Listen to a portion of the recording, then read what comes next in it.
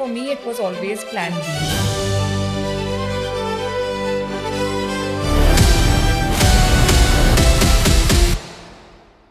This field was never my plan. That was my ambition, to be a doctor, to have my own nursing home. That was my dream. But the industry was still welcoming for you? Not really, no. Especially Bollywood. Did somebody discover you, or were you doing your medical college fashion shows, or how did No, I never took part in anything. I was an extremely introverted person. When I saw my hoardings all over Mumbai, I was like, this is not me. It doesn't feel like it's me. There was a little disconnect between who I was and what I was becoming. The biggest learning for me from my relationship or my marriage failing was that I cannot be successful at everything. It was truly a dark period of my time. You know, when they say it rains, it pours, it was literally that.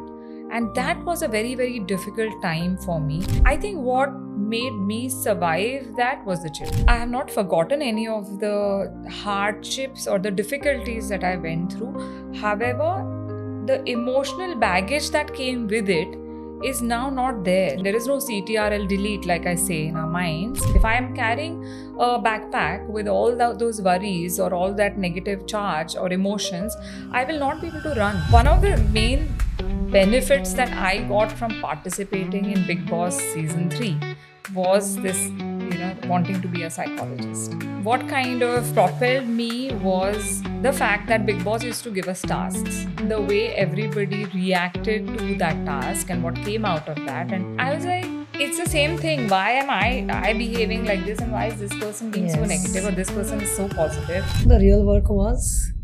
Discovering myself. Most people, when they try to describe multifaceted Aditi Govitrikar, end up making a list. Doctor, model, Mrs. World, actress, psychologist, and a wellness coach. And of course, this is the list which is accurate. Every word of it is true. But I think the most interesting question has never been what she did. The question to me really is, what is going on inside her mind each time she stepped out into a completely new life? Because every transition she made wasn't just a career change. It was a completely new identity, and not just once, but she's done it multiple times. And this is the drive she has for reaching the pinnacle of being successful every time she takes up a new challenge. So let's deep dive into how does that mind work.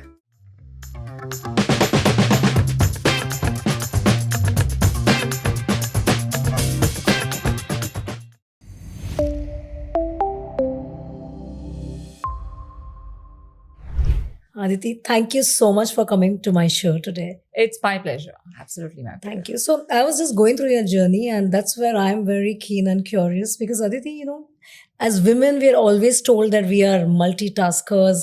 But here I am sitting with you who is actually multifaceted, multi-career. So you started with your, white coat all the way from MBBS to modeling to wellness, psychologist, coming back to your, the other side of being the doctor. And of course, now you started your Mrs. World pageant. So it's been various careers, which you have donned and, succeeded all of it together. But I want to go back to the girl, Aditi, living in Panvel and growing, at that time. What was your dream? What was that aspiration? Did you see yourself really becoming in the glam doll and getting the glam world? Or was it always being the doctor and really being on the other side? Well, absolutely not, because what happened was the little me also was very driven. I think I have that internal motivation going even now. And as a child, it was even more so because, when we are kids, we don't know otherwise. And we just think that we can just achieve it all and we will never fail, right? We have that kind of the bias. Kind of an arrogance, I would say, to say that, yes, I can do it and I can conquer the world and so on and so forth. So I was very much that person. I did not think of glamour field at all. So that was not even in the dur tak. It was not there. Correct, because usually doctor is very different to come on a... That was my ambition, to be a doctor, to have my own nursing home. That was my dream, yes. And pretty much be a successful doctor. And what were you planning at that time? What were you planning to major something? Yes, at that time I wanted to do pediatrics. Oh, okay. Till third year MBBS, I wanted to be a pediatrician because I love kids. I absolutely adore kids. Amazing. However, what happened was in third MBBS when I did my post, so we have to do a post in every subject, Correct. pediatrics being one of them. Every single night I would go to my hostel room and I would cry. I would feel really depressed because I just could not see the admitted children in the ward in pain. Yeah. I saw leukemia, I saw burns, I even saw a 7-month-old girl raped. Oh my God, that's So tough, that yeah. kind of trauma was something at that time I could not handle. I said my entire life I cannot see children in pain like this. Correct. Because how am I going to treat them if I'm going to be so emotional about Emotional, absolutely. it? So then what I thought was, okay, where will I find healthy babies? So healthy babies, they little kids, all right, Gynec it is. And that's how I did Gynec and Obs. I mean, I started doing MD Gynec when I kind of shifted track. So where did that came from? Did somebody discover you, or were you doing your medical college fashion shows, or how did No, that? I never took part in anything. I was an extremely introverted person. Oh, really? Yeah. I really had to work hard on being an ambivert. Even today, I enjoy my peace and I'm very happy with my own company.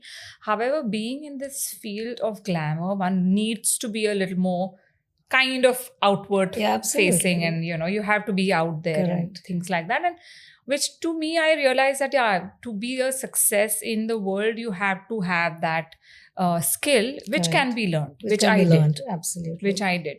One thing which was very interesting, which I learned when I did my psychology, was that we always say that, extrovert is like the party, center of attraction and party person and people's person, so on and so forth. So therefore, there's a lot of pressure on introverts. So to all the introverts out there who are listening, just remember that the energy that introverts get is from within. Whereas extroverts derive their energy from outside world, from other people. True. Therefore, it's okay to be an introvert.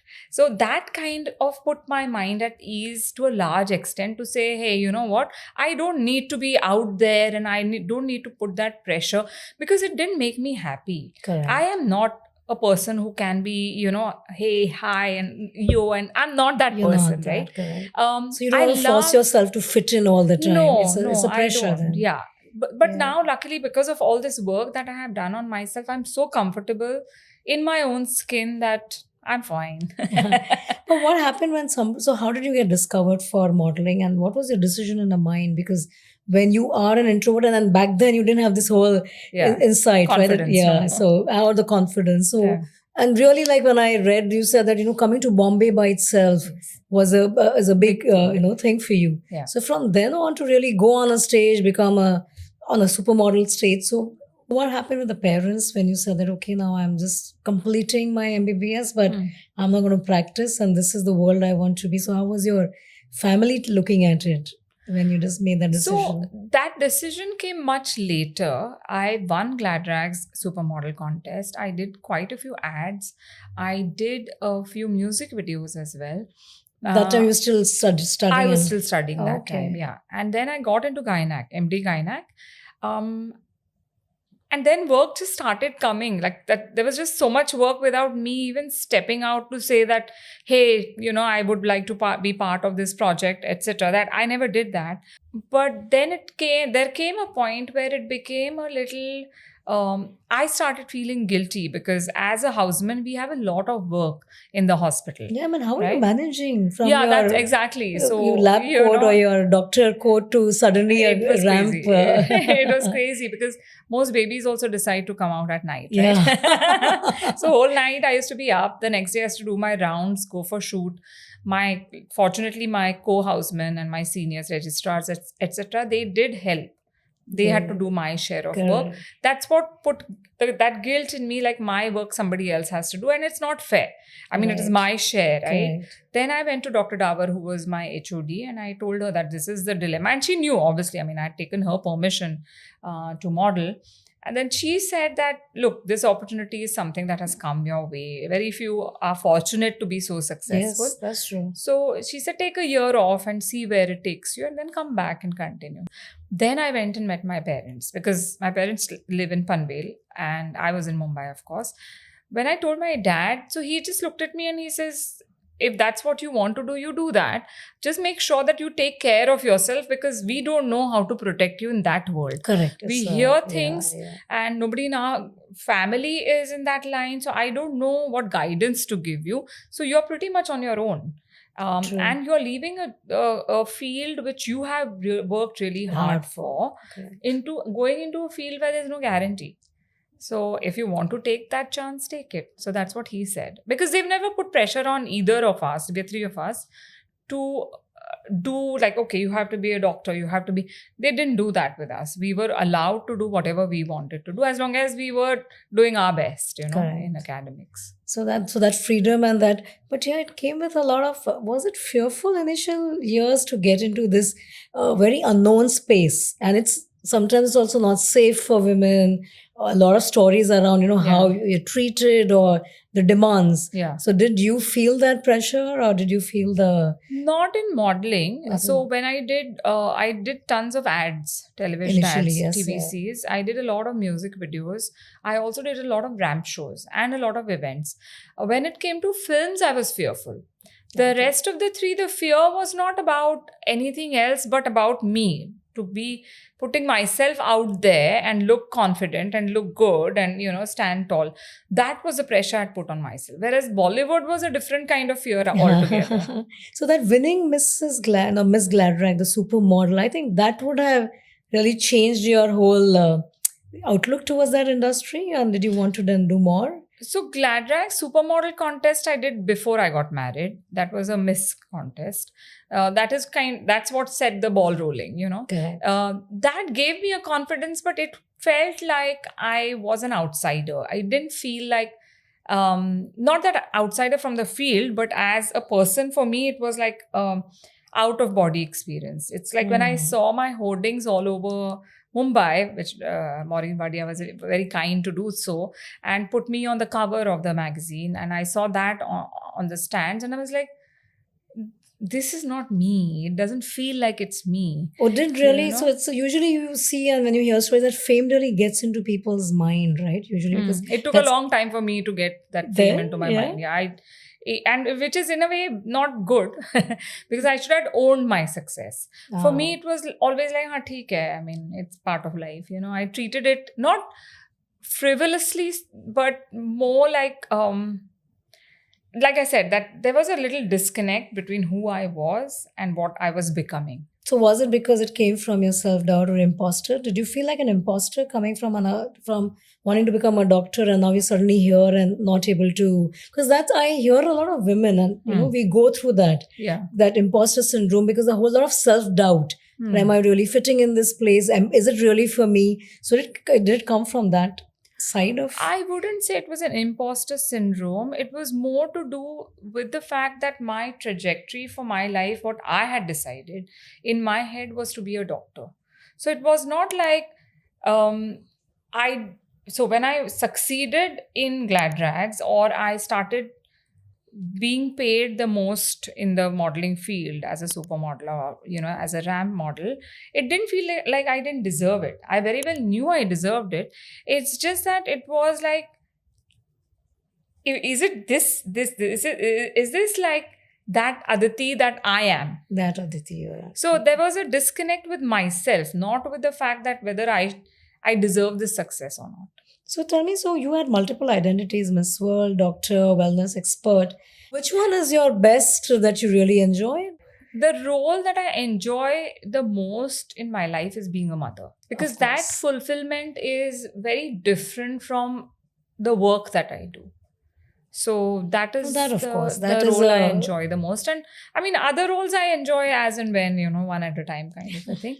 The second role, if I have to talk about my professions. Correct, the professional side. Is when I see, so the reason why I started Marvelous Mrs. India, or the reason why I brought everything that I have done together, is to empower women. Right. So I distilled the mission and vision of my life to say that empower, elevate, and transform. These are the three words that I live by. So therefore, whenever I do any training with any women, I want them to take that, imbibe that, and take their life to the next level. So this whole empower, elevate, and transform, where did this this kind of a purpose come to your life? Like, where did you decide that? Because you are yourself so successful and doing many facets of things.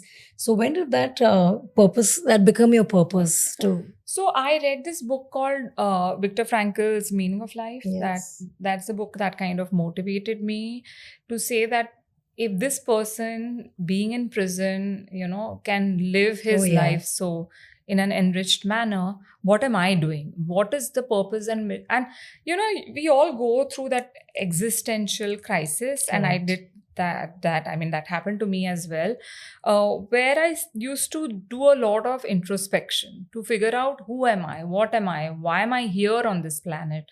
Today, if I leave, if I die, what happens? What legacy are you right? leaving behind? Not legacy. Who cares, right? You're dead and gone. I don't care about my name on a bench or any of those things. But what have I done? What is that I have left behind in people's hearts?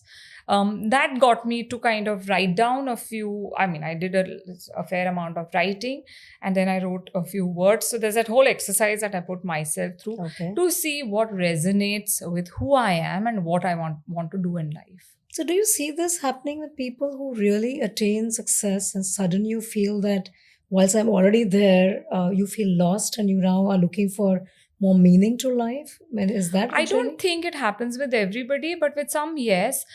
They do say that it's lonely at the top, right? There is a reason for it. Yeah. However, success has nothing to do with wanting to find out the purpose of your life. So where does that come from as per because you're also a psychologist, Yeah. so we must have seen many patients. So the reason I'm asking is when I was doing Harvard, one of the push Harvard did give me was to find my purpose and find that meaning of life. But yeah, I'm also successful in my career, but that thing, like you said, being lonely and that reason that you want to, that what are you leaving behind? So where do you see it comes in, at what stage do you see it coming in people? Different people, it's a very personal thing. Some people never ever go through that, and that's fine. Everybody's journey is very different. And for some people, it comes very, very early on. Like I see a lot of doctors getting that a lot younger. When they are practicing medicine, when they're studying to be a doctor, a lot of people decide that, okay, this is a mission of my life and this is a vision of my life. And a lot of stories for doctors is also that they have seen their near and dear ones suffer and they've not got help on time, or the person has not survived. And that's when they say that, okay, this is a mission of my life to save lives or to do this for the society. So in doctors, it's very, it's a lot more clear. In the rest of the professions or rest of the people, like I said, modeling or in your celebrity side, and also when did it come to you? When did you really feel? I think it must be 2012 or 11, 12, 13 maybe, around that time. So you were between your modeling and everything, or your? Yes, I was still kind of modeling. I had given up pram shows in 2006. I had enough. 10 years I had done, and I'm like, okay, now I'm done. But I was still acting a little bit, and I was doing reality shows and stuff like that. One of the main benefits that I got from participating in Bigg Boss season 3 was this, wanting to be a psychologist. Oh, really? Yeah. So it came out from that? It came out from Bigg Boss. That was my prize. Wow, amazing. Yes. Yeah, wow. But what triggered in that Bigg Boss house that really got you to psychology? Did they put that kind of pressure being together? Oh, yes. Oh, my God, yes. What kind of propelled me was the fact that Bigg Boss used to give us tasks. And the way everybody reacted to that task and what came out of that, and to that, a negative event happening, and how everybody was, different, that I was like, it's the same thing. Why am I behaving like this? And why is this person being so negative, or this person is so positive? How are we doing this, right? That was something very, very interesting to observe in that. In life also, we know that this happens, right? Correct. Theoretically, we all are aware that to an event, everybody reacts differently. But to see it actually happen, and there, because there was no other stimulation, right? There's no phones allowed, no reading, no music. Nothing. We Yeah. couldn't do anything. No board games, nothing. It was only speaking, chatting. We weren't even allowed to sleep in the night. So then you think, Wow. you get a little time to think, and then you're chatting.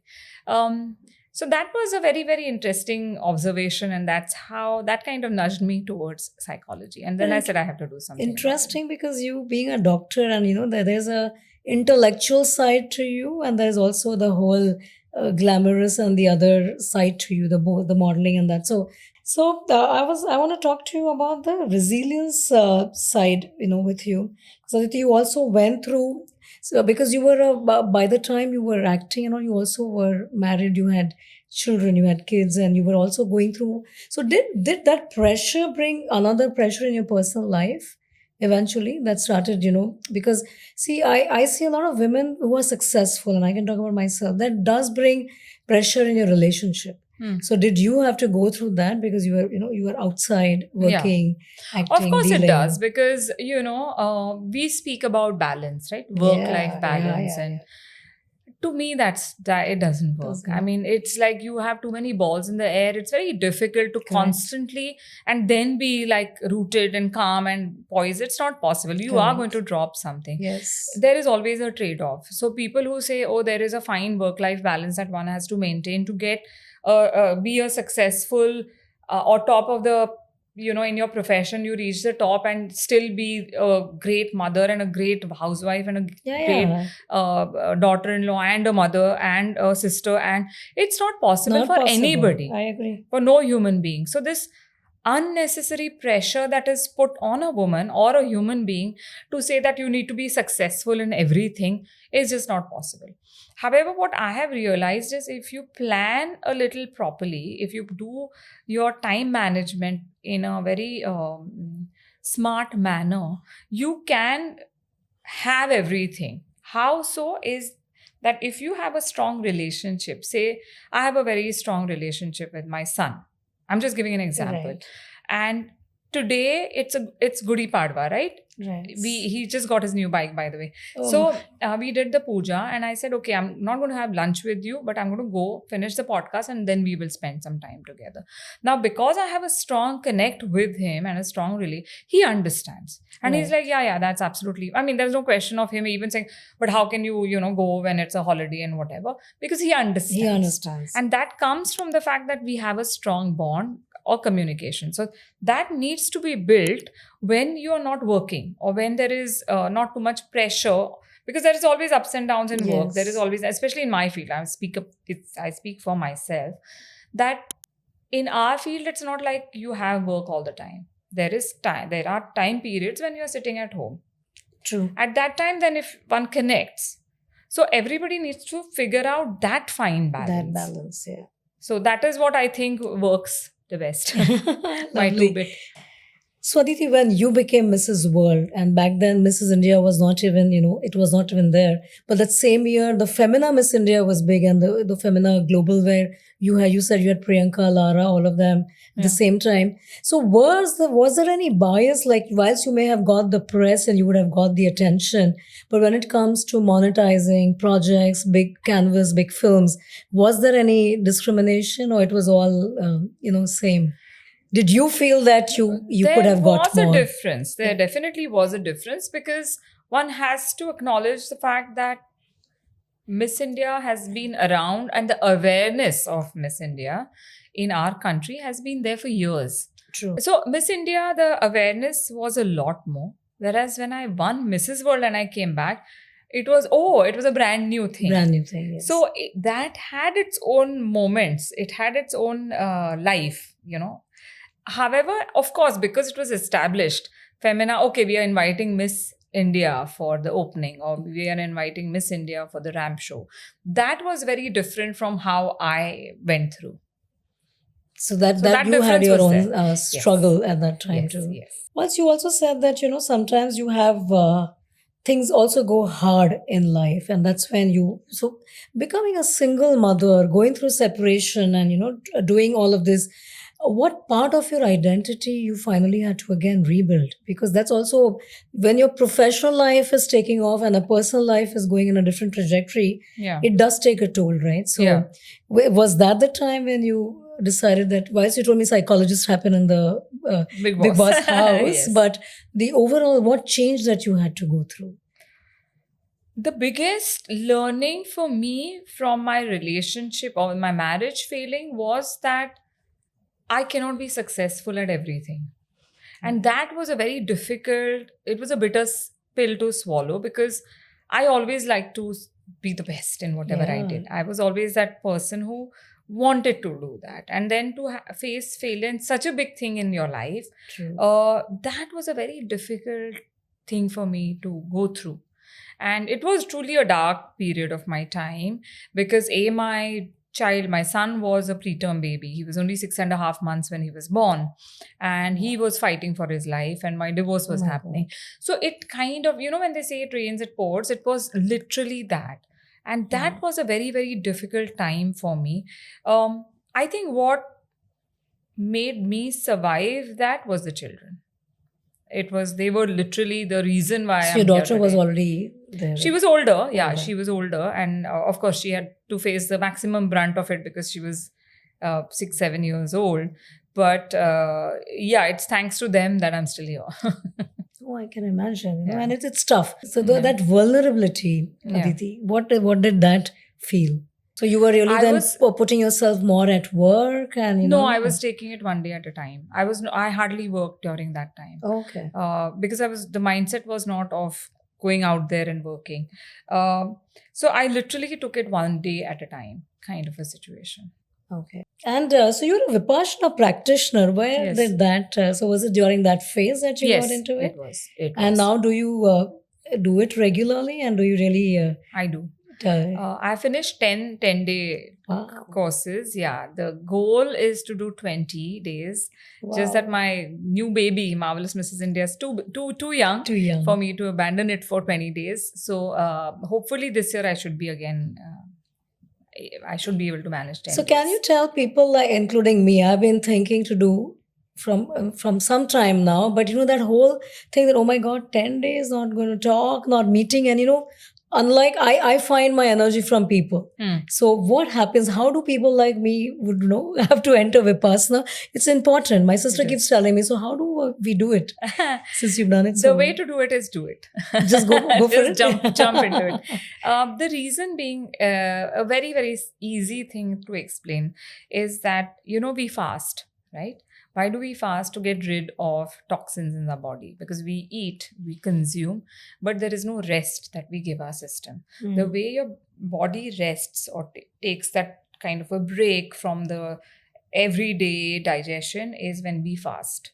So Right. fasting for your body is what it is for your brain or mind or soul, is Vipassana. Okay. So pretty much since the time you're born, or even before, if one thinks about it, there is only sensory input through all our senses constantly. And now even more so with the social media exposure and all those things. So there's constant inflow of information, of things. Where are we getting rid of the stuff that we've collected in our minds? Vipassana helps you to do that. Okay. So you must have noticed that when I spoke about the emotional part of my life, there was no choking, right? I couldn't do that earlier on. It only happened because, yes, I have not forgotten any of the hardships or the difficulties that I went through. However, the emotional baggage that came with it is now not there. It's not there. I mean, there is no CTRL delete, like I say, in our minds.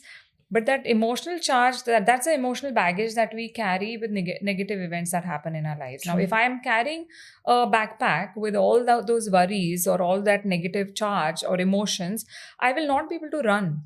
True. I need to get rid of that. And that does not mean that I am being hard or, okay, forget what happened. It's not that easy, right? No, it's not, of course. It's part how of do you do that? Vipassana helps me to do that. So it's much required for everybody to detox your soul. So that is what Vipassana is. So detoxing your soul is Yes. what Vipassana does. Yes. So very interesting. Now I'm going to take it up for sure. Yes, and please do. I don't know how it happens, but but the initial days, when you went first time, the initial days, were you able to then go within you Or No, that doesn't happen even today. do remember to subscribe to the channel and share it with your friends who want to become leaders. So, what are, because you work with, as a psychologist, as a coach with leaders, celebrities, high performers, what is one common thing that do you see that this is a high performing people break down into? Have you seen those kind of? Yes. Again, everybody has a different reason to, but most of the times it is the pressure to constantly be a success. Right. That's So- true. Now Yeah. that you're saying yes. And did you also feel that pressure? Because you Of also course have I this do. very high. Of course I do. Even Yeah. today I do. And that's where, again, Vipassana, coming back Mm. to Vipassana, that helps me. Because for me, what I have realized, again, like everybody else, during COVID, is how precious time is. Yes. How precious Yeah, you're life right. is. True. And that gets me to think that when I am not doing something constructive or something positive, I feel that pressure that, oh my God, I'm wasting time. Which is not a good thing, because at time it's okay to Yeah, to not do anything. Not to do. Take So that that pause. is something that even today I kind of struggle. So, what do you tell your clients who are going through this breakdown? Because that constant chasing success, which is Yeah. also burning you out. Yeah. So, what is your To pause. Just take a pause. Just take a pause. Just stop. It's Stop. important. Every single day, just take a pause. So even if, and this is what I say, right, that meditation does not mean that you need to sit for 2 hours in one place. You don't need Yeah, to do yeah. that. Even 5 minutes every single day for 30 days is shown to reduce anxiety, to, conquer depression. Just 5 minutes every day. Just 5 minutes. And look, initially it will be difficult. You will feel a little bit of anxiety. And then people give up too soon to say, oh my God, if I sit with myself for 5 minutes, I start feeling anxious. Yes, you will feel anxious. It's like today in the morning, I was listening to Huberman, Dr. Huberman, whose Yeah. podcasts I love.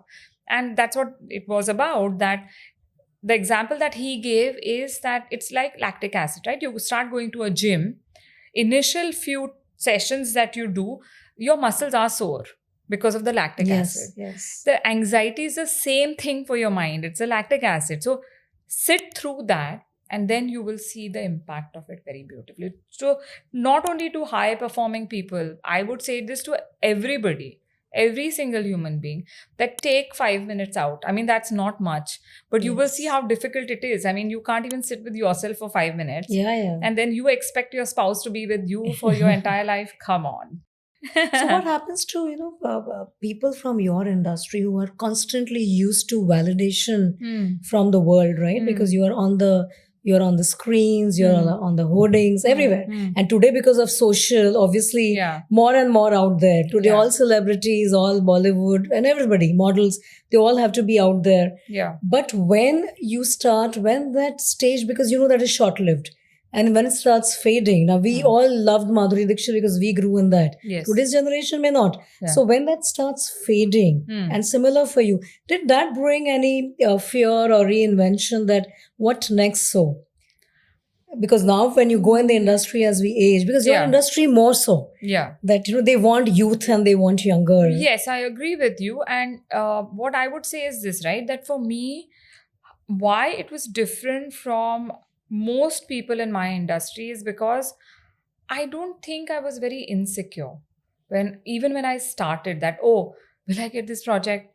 Do I need to do this? I never thought like that, because for me I was still overcoming my shyness, or I was still collecting courage to be out there and speak to people, or, go and talk in a college when I was invited in front of the students to talk. I had those battles going on. So, plus I feel that I did not have that insecurity which most people in my field face, is because for me it was always plan B. This field was never my plan A. Okay. For me, it was like, okay, my medicine is something that I'm going to go back to someday, right? That was there.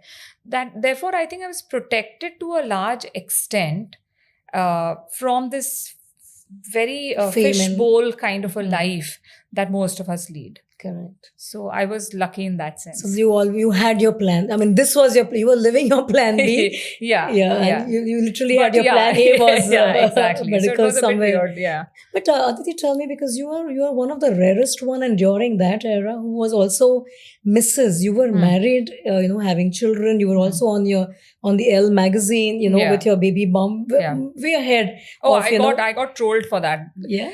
I would say, fortunately, there was no social media, but I did get some hate mail to say you're pregnant and how can you show your belly. But it was very aesthetically done. Yeah. And I don't think there's anything wrong in showing No. And today it is one of the... Today, I mean, it's celebrated. But I'm talking about Correct. back in 99. Correct. That cover came out in August 99. 1999, right? So, So you were bold and courageous. That was very clear. I think so. In spite of saying that I'm introvert and shy, but there is a alternate side of you really who loves to... No, I have always been very courageous and bold. But but also shy and courageous. Yes. Both. Yes. That way. Yes. So you have a side to you. But but back then, this was not really that, a married woman or a mother, because usually people would take a back seat. They still wanted that very young and unmarried, in whether it was, in the film industry or whether it was in modeling. So did you face challenges back then? Well, see, I was young and married. So a little different because I did get married very young. I had my first baby also when I was very, very young. But the industry was still welcoming for you, or did you find... Not really, no. So you had your... Yeah, I had, especially Bollywood. See, modeling was still okay. Ad films was okay. They didn't care. Music videos were okay. Bollywood was where there was a little pushback to say that, okay, she's married. But this is the world. Today it has changed. Today you still have Alia with a child, Kareena and Deepika, Kareena. They all we've come a long way, yes, right? And I'm so glad. Right. So now coming to, what's the reason for bringing this marvelous Mrs. India as a pageant, the new baby that you have started? Yes. Where has that gem come in, like that new idea? So we are on our fourth season right now. Registrations for season 4 are on. This happened a couple of years back.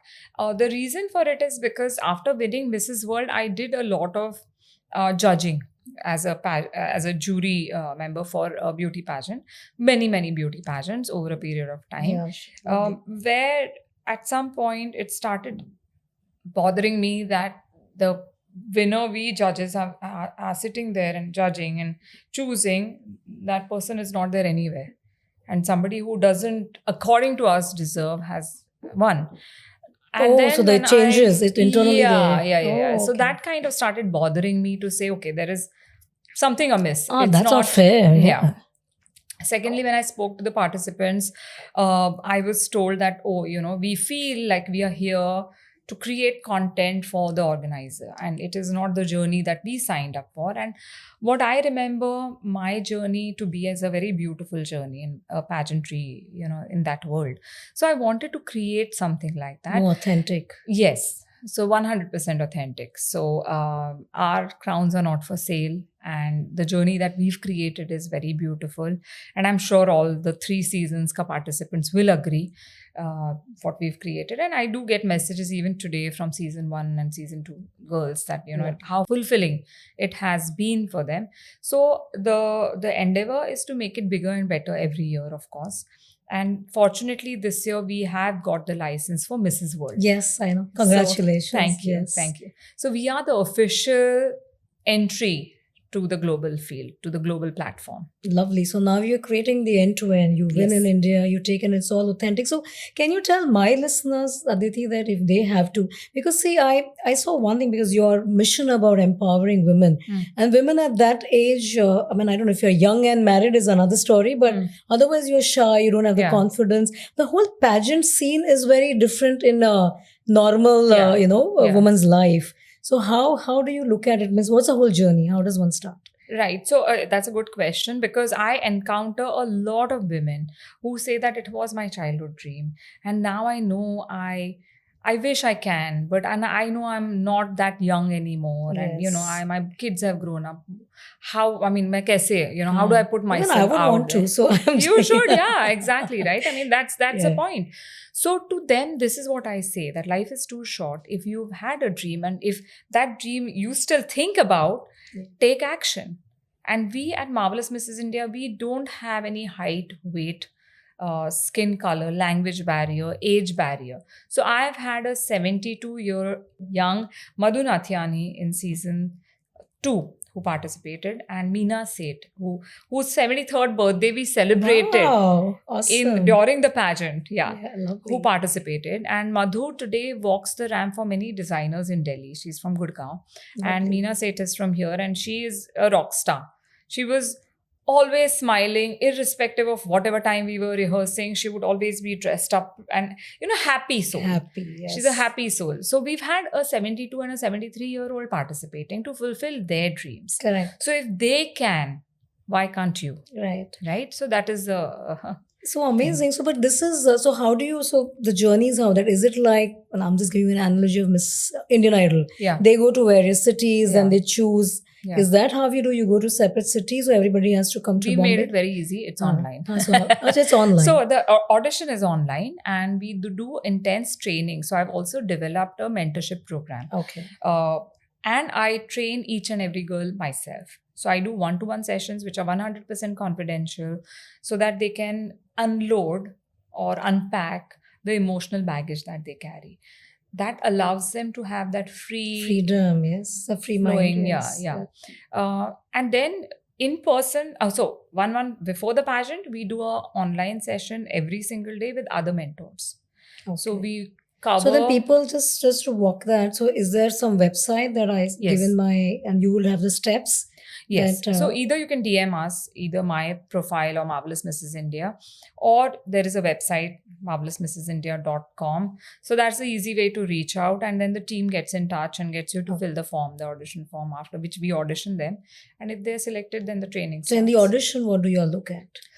Pretty much, see, for me, the most important thing is that the woman should want to change, because there are human beings of all. And earlier it would bother me, like, why do you not want to learn? If I can show you your blind spot, why do you resist? Because we all have blind spots, right? True, As a absolutely. doctor, I mean, we were taught to kind of keep an eye. And at one point, you can't see your thumb Yes. if you do this exercise. And that is your blind spot. Physically also, we have a blind spot. Mentally, we have many blind spots. True. So as a mentor or as a psychologist or an outside view, bird's eye view, I can see your blind spots. But I have encountered that in my counseling practice, that some people are resistant to it. So when I was training myself to be a psychologist, that was my thing, that why aren't you seeing it? To now coming to this thing, it's fine. That is how that person is. Yes. I need to be non-judgmental, and I don't need to then force anybody to change. You can only change that person who wants Who's open, to, yeah. right? So we select women who are open to change, who want to take themselves to the next level. See, because there's only one crown, right? Correct. Out of whatever number of participants the number is, only one can win. But the rest, how do I make that journey enriching for them? How do I make it empowering for them? Therefore, we have the mentorship program. We have a 1-month online training program where we even teach them about financial health. Lovely. So spiritual, all those things are taught to them. Lovely. So then this entire thing goes on for how long? Like it's a 6-8 months? So it has already started. The registrations have already started. Whoever has enrolled, my one-to-one sessions with them and the mentorship program has started with them. As and when the person enrolls, we put them through the training. Okay, so it's an open thing, right? Yeah, People yeah, can come throughout the year, is it? Throughout the year. It stops a few days before our 1-month online program starts. So that is pretty much a month before the pageant. That's when we stop the registration. So this year for India, when is it that your We dates are tentatively planning to do it in October, so that I get enough time to train her for Mrs. World, whoever wins. We do have tie-ups with other international pageants also. So other contestants can go there. The winner goes for Mrs. World. So that we have enough time to train you have them. enough time. Yeah. And that's a whole, so you have a whole team who's I have a very supporting. small team. Yeah. Yeah. But it's interesting. So you see a lot of women really transforming themselves and It's amazing. living their dream. Yes. And I would really advise more and more women to really look up at Marvelous Mrs. India, because absolutely the confidence that I'm sure it must be building, Yes. the transformation, and even if you don't win, but the whole journey. The journey by itself is beautiful, Yes, right? So yes. amazing, Aditi. And coming to this whole content creator world today, you were successful when all this didn't exist. Yes. Now you have to constantly be on this content creation. How do you like that? So Man, do you it's see- tiring. see? Content creation is really tiring. Just yesterday, we shot for one reel, and half of the day was gone. And I'm like, gosh, this takes so much time just for a minute, Correct. of content. But it is what it is, and one has to accept it. And one has to, if one wants to stay relevant, if one wants to be successful in whatever one is doing, if content creation is required for that, you One better do has it. to do. I mean, you can't complain about it, right? Any stories about Marvelous Mrs. India that you want to tell the listeners? Younger, course. older, of course, you spoke about anything that surprised you. Oh, yeah, there are a lot of stories like that. One story which I would like to share is Neelam Rani. She's from Mumbai. The first time she came to me, her eyes were down and shoulders were little, that was her body language. And she said, "Ma'am, I'm not sure whether I can participate in this pageant because I'm just a housewife." So to her, I said that just drop the word just. First of all, be proud of being a homemaker because you've raised two beautiful children.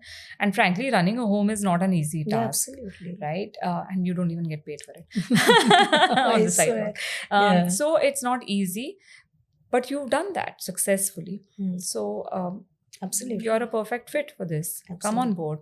And through her training, what I saw was her love for animals. She would, in the middle of the night, like one time she said, "Ma'am, I can't do your personal session because I've slept she messaged me in the morning." I said, I read the message that 10 o'clock it's not possible because I was rescuing a horse, I think, in the middle of the night, and she had not slept because of that. So that was happening. So during her training program, that's what I told her. I said, you're doing this for other NGOs or other people. How about starting your own NGO? She did that. She actually took that step. Amazing. Today, she runs a very, very successful NGO for stray animals. Wow, amazing. And she's invited to speak. She's invited to lead. They have those processions and all for dogs. And so she does all these things. So that was very beautiful. Amazing. Yeah. Amazing. So Aditi, do you think that you, earlier to now becoming a doctor and a psychologist, and now when you're running a pageant, you can add more value? 100%. Unlike even when you were juring earlier to now, because there's a psychology side of you. Of course, that's why we created this program. See, typically in any other pageant, all these nuances or all these workshops are not there. Okay, not there. Although a lot of them do claim that we are empowering women, I don't think they have this kind of journey. I have not heard of, I have not been told or informed about these kind of aspects that are taken care of. Maybe after this podcast, I hope that more and more pageants start incorporating mental well-being also.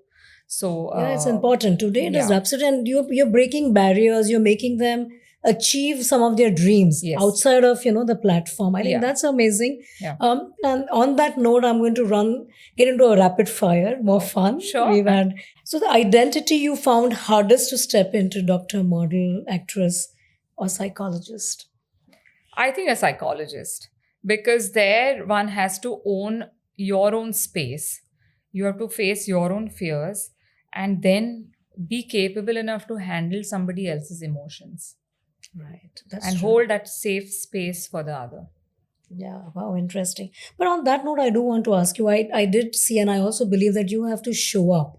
One thing about we women, or anybody, men, women, anybody, you have to, whatever you do, you have to show up and not give up. Why? And what's your take on that? I would take it a little further to say not only show up, but actually be there in the moment. Because I did this little experiment for myself, just for fun, where, when you go to a party and people say, "Oh, hi, how are you?" And I've even said, "Oh, I'm very sad." Acha, oh, how nice. Really? I'm like, okay, you're not even listening to what I'm saying. And I've actually done it. So that just shows people are just doing lip service. They're not there in it's the so moment. superficial. Yeah. And this was something again that I learned from Mr. Bachchan. Um, for Bigg Boss, he was the boss. He was the host at that time, and I was evicted in the second last. I was a semi-finalist. I was evicted, and I had to go for my interview with him just before you exit the house. And I was walking towards my van, and he came and he stood with me, and he was chatting. We must have spoken for about 3-4 minutes, but in those 3-4 minutes, it felt like he had my attention. Like I was it. Wow. He was That's so amazing. present. He was so present, and that is something that was a big learning for me. Yeah. Most of us, including me, it's a challenge. Yeah, it is something that I'm working on. Interesting. One thing winning Mrs. World taught you that none of the other pageants or had taught you. It taught me at that time. See, when I decided to participate in Mrs. World, a lot of people ask me, why now? I mean, you're married, you have one child, my baby was about a year old. Why are you going? What is the need? You're already established here, and why put yourself through that? So, after winning, what it taught me was, you know what? I'm married and I still can be a beauty queen. Yes, awesome. So- Yeah. And you don't have to listen to all the No. voices. Naysayers, yeah. Yeah. Vipassana in one sentence for you? Facing the reality as it is. Amazing. The advice you've given high achievers that they almost never wanted to hear. Take a break, pause, breathe. Yes. And that's so needed. What does your mind do when you feel fear? Like it is run toward, freeze, or negotiate? First observe and then walk through it. That's how you look at it. You Yes, first. that's how that's how I do it. Nice. One thing you believe about ambition that most people have completely got it wrong. That ambition comes at the cost of others or stepping on other people's shoulder. That is not true at all. Your lane is your lane. Like how swimmers are taught, right? When you're swimming, don't look at other lanes that will cost you time. Right. Focus on your lane. And that is ambition. And that's so true. I agree with you because you don't create your success on somebody else's journey. That's not possible. You're right. The biggest lie the creator economy is selling to, women or anybody right now, according to you? That you have to be perfect all the time. And there are people out there who are perfect all the time. That is not true. What's your take on AI? Like, do you see Aditi becoming an AI avatar? And there is already my avatar, which my team has created, but it is here to stay. And it is a bit scary, of course, at times when you think about it.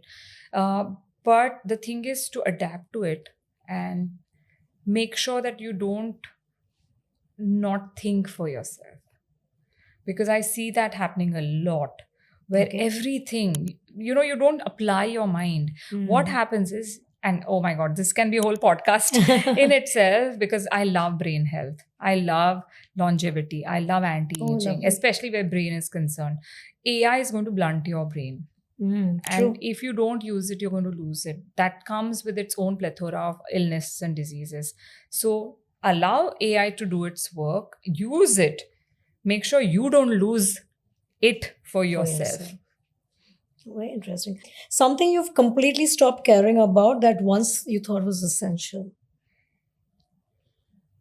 Getting affected by people's opinion. I just no longer do that. I listen to people, of course, because there is some constructive feedback. But when there is, and luckily what happens is with Vipassana, it gives you that ability to kind of read through bullshit. So when people are saying something to me, I know that the place that they come from is concern or just to bring me down. And then I take it as it comes. Then I decide. So you decide and you want to be away from the negative energy. At all costs. Yeah. A belief about women and success that India still needs to change. That a woman needs to be successful outside, inside the house, in her profession, as a mother, as a wife, that expectation to be the perfect everything. I think that needs to change. That needs to still, but it's still there, out there. Of course. That's true. What does the women who win Marvelous Mrs. India have that others don't? Is it talent, hunger, or is there something else? that you see? I think if you take my last three winners, they're very different from each other. But one thing that they have is that zest for life. They're lifelong learners and they constantly want to not only do things for themselves, but for others as well. So they have some purpose in life which they want Yes, to. yes. Very nice. The version of yourself, today, if you have to have a conversation with your younger version back then, what would the advice you would give? I would lead my life completely differently. I mean, if I had the same knowledge I have today. So I quite get amazed when people say, oh, I would not change anything. To me, it's like, you have the knowledge. Why would you want to make the same mistakes, make new mistakes? So if time machine put me back, of course I would lead it very differently. Of course I would not make the same mistakes. And in fact, take the learning that I have done and do things differently. Finish the sentence. The real work was never the career. The real work was? Discovering myself. Wow. And on that note, Aditi, thank you so Thank you. much. I'm Thank really you. inspired. You know, I the love the girls fly. transformation Yes. side of it. Thank you Thank so you. much. Thank you.